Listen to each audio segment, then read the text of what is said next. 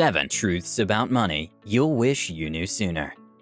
If you barely have any money to your name, but still end up with a heap load of expenses every other month, this video is for you. If you're on a financial journey with defined goals, then this video is for you. If you want to learn more about money, this video is for you. If you just stumbled on this video by accident, it is still for you. So don't close it yet. Get ready to learn truths about money you'll wish you knew sooner. Before we get into it, let's do a simple exercise. Tap on the subscribe button and the bell notification icon for a surprise at the end of the video. Now, let's begin, shall we? 1. Spending money can save you money. I know you're probably thinking, wait, what? How does spending money save you money? Give us a minute to explain. See, when you spend money on the right things, it could save you a lot of money in the future. Sometimes, spending more money can save you a heap load of additional costs in the future. For example, if Vanessa chooses to buy a $15 bag from China, and by the way, no shade at all to Chinese products, they actually have some legit items, and person Mary buys an original North Face backpack for $60. You'll find that Vanessa will have to buy another bag before the year ends due to wear and tear of the item, while Mary could use the bag for another couple of years. Another example would be if one person opts for an all-inclusive medical cover and the other only for an inpatient medical cover. The person with the inpatient cover only will end up paying more money to the hospital for outpatient visits compared to the other one, who pays a higher yearly insurance premium amount but incurs zero medical costs. By choosing a higher, more costly insurance cover, this person ends up saving a lot of money. I hope it makes sense now. 2. Investors stay rich, borrowers stay poor. They say give a man a fish and he will come back for more, but teach him how to fish and he will sustain himself. Same applies to the concept of borrowing money. If you keep on taking loans and borrowing money, you end up in a serious debt situation. What happens is, you will take a loan to pay for whatever expenses, then take another to pay for more expenses. And when the last one is due, you end up taking another loan. This cycle will keep going on and on until one day you realize you're stuck in a trap where you have to borrow money to survive. While taking up multiple loans can make you poor, such a lifestyle fills up the pockets of the rich. Most rich people will stash up some money in interest-earning savings accounts in banks. The same money is what the bank will use to loan to people. The people will then have to pay an interest on the loans, and some of that interest is deposited in the rich or anyone's savings account. We aren't saying you should never borrow money, but only do it wisely. Borrow money to purchase assets that will appreciate. Borrow money for your business, and only borrow money that you can afford to pay back comfortably. The key here is first having a plan to pay back the money before you ever borrow a cent.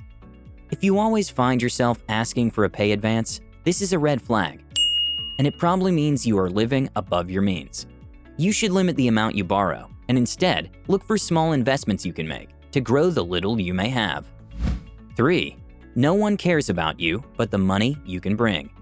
For some people, this may be a hard pill to swallow, but it's 100% true. Don't lie to yourself that you're so important and your life matters so much to those around you. The reality is, no one cares about you. Your boss sure doesn't care about you. They only want to see the numbers you can bring in. Your employees don't give a hoot about you. They only want their paycheck at the end of the month. The investors you want to fund your business don't care about you. They just want their money back with interest. The government and all other politicians don't care about you at all. You are useful only when it comes to voting and paying tax. It's a sad reality, but what can you do? All that everyone cares about is what you can do for them and the value you are bringing them. It could be your money, time, or even company. The only people who may care about you are your family and friends. Don't take this personally. This applies to all of us, myself included. So, how does this relate to money? You see, to make a lot of money, you need to create some value in this world. Creating value is the only way to amass wealth. Well, unless your parents are super rich and plan on leaving you an inheritance in the millions. For most of us, we have to work to create wealth, the old-fashioned way, hard work. So, back to the main point. If you're an employee, your priority is ensuring you do your job effectively, while ensuring you are bringing maximum value to the company and keeping your boss happy at the same time. The reality is, most employers don't care whether you're a nice person or not, or how kind you are. They only care about how much value you bring to their business. 4. Your friends and family won't pay you back. Stop lending money to your friends and family. This is a tough one. Saying no to people is frankly hard, and it's something a lot of people, including myself, still struggle with. I know of countless situations where a friend or one of my siblings would ask me for money, and because I don't want to be rude or look selfish, out of guilt, I would give them what they're asking for, as long as it's not an insane amount. According to Finder.com, after surveying 1,417 participants on whether they had borrowed money from friends or family within the past 12 months, they found that more than 1 in 3, or 38%, borrowed money from friends and family. And according to the same survey, the borrowers still owed about $3,239 in loans to friends and family. So it's unlikely that they'll pay you back. And from my own personal experience, very few of them actually do. When any of my friends or family ask me for money, I lend it to them, as long as it's not a substantial amount, with the acknowledgement that I probably won't get it back. Money is a sensitive topic. It can easily divide families and break apart old friendships. Whenever you're dealing or transacting money with family or friends, be cautious.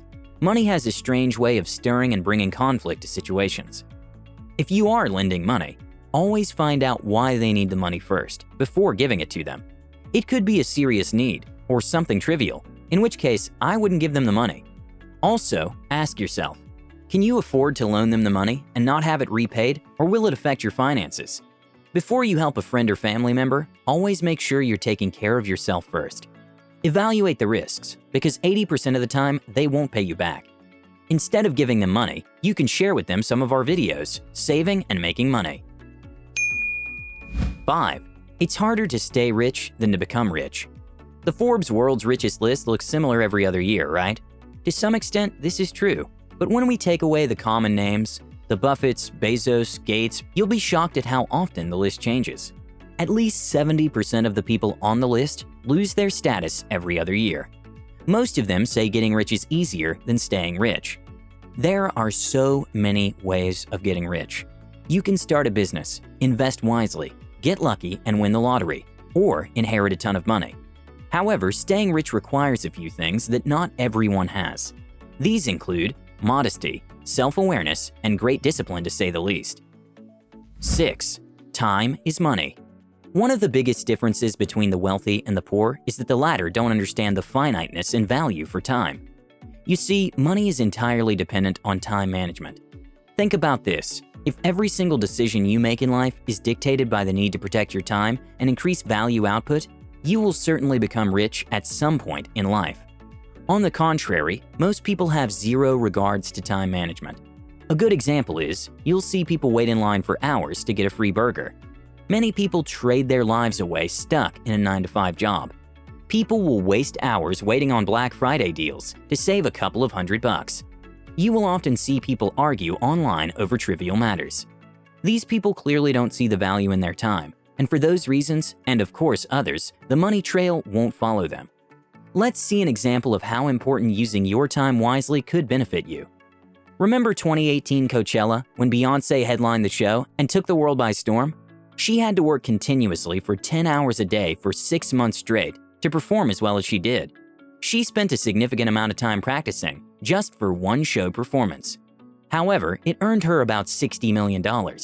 Now that's an exemplary use of time. 7. The money you have is a direct reflection of the value provided. This is painfully obvious. The amount of money you have either in savings, investments, or earnings is a direct reflection of what value you have added to the world, or failed to create. This is why people like Mark Cuban and Bill Gates are rich. They build companies that have created crazy amounts of value and have directly affected the lives of millions of people around the globe. If you flip burgers all day, no matter how good you may be at it, you haven't made a significant enough impact in the world, and as much as it hurts, this will be reflected by the zeros, or lack thereof, in your bank account. We are not belittling anyone's job. Everyone is important, but if you're still working for minimum wage 10 years later, you don't understand how value and money works, And in the near future, don't be surprised if you are replaced by a robot. Instead of being hurt and getting triggered, think about this equation. Making money is equal to providing value. Then, see what value you can create in life. That's it for today. Thanks for watching. If you enjoyed the video, give it a thumbs up and let us know in the comments. Also, let us know what kind of content you want us to make. Finally, if you haven't subscribed yet, what are you waiting for? Tap the subscribe button and the bell notification icon so you never miss any of our videos. With that said, thanks again, and I'll see you in the next one.